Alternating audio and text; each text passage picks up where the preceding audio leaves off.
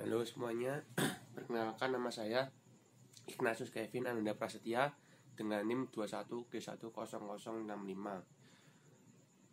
Pada kesempatan kali ini saya akan merangkum tugas vlog yang berjudul Peranan Filsafat Bahasa dalam Perkembangan Linguistik.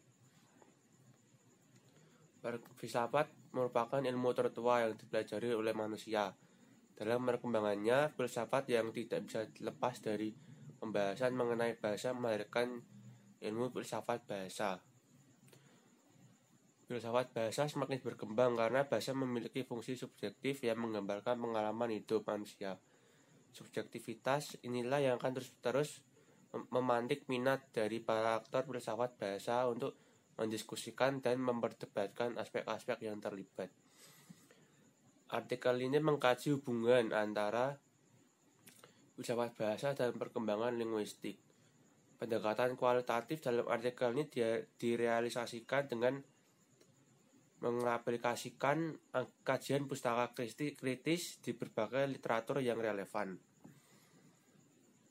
Dari kajian pustaka kritis, penulis melihat bahwa bahasa adalah sebuah objek atas refleksi unik pengalaman kehidupan manusia. Bahasa adalah sebuah entitas kompleks yang membawa berbagai dimensi kognitif di dalamnya. Dimensi itu merupakan sebuah ruang tanpa batas yang memuat segala pemahaman manusia. Lebih lanjut, manusia menggunakan bahasa sebagai media untuk mengungkapkan pesan-pesan yang terdapat di dalam dimensi kognitifnya.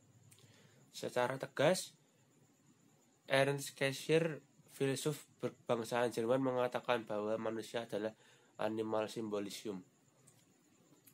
Bagi Cassirer, letak keunikan manusia adalah kemampuan berbahasanya. Bahkan menurut Gadamer, manusia tidak akan dapat melakukan apa-apa tanpa berbahasa. Selanjutnya, dalam diskursus mengenai bahasa merupakan sebuah diskusi panjang yang seakan-akan tak berujung. Hubungan antara filsafat dan bahasa telah menjadi sebuah diskusi yang diawali sejak zaman Yunani.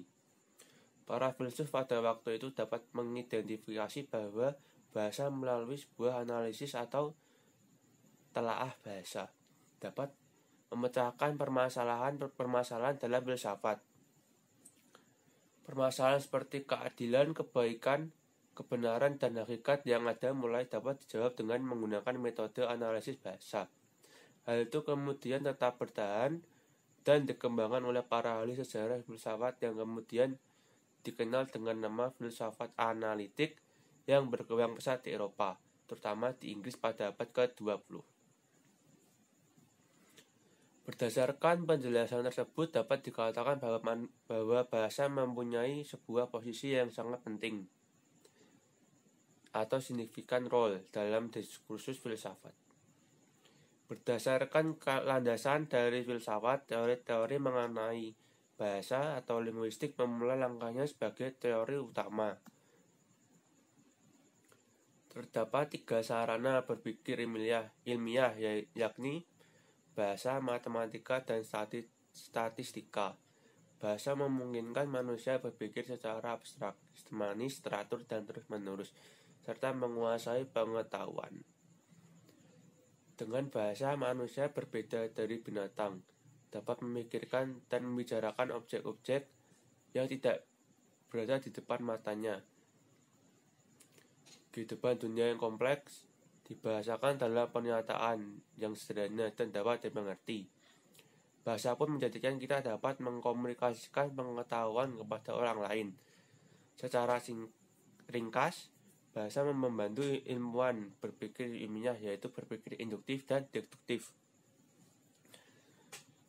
Bahasa memungkinkan ilmuwan melaksanakan silogisme dan menarik kesimpulan atau pengetahuan ilmiah.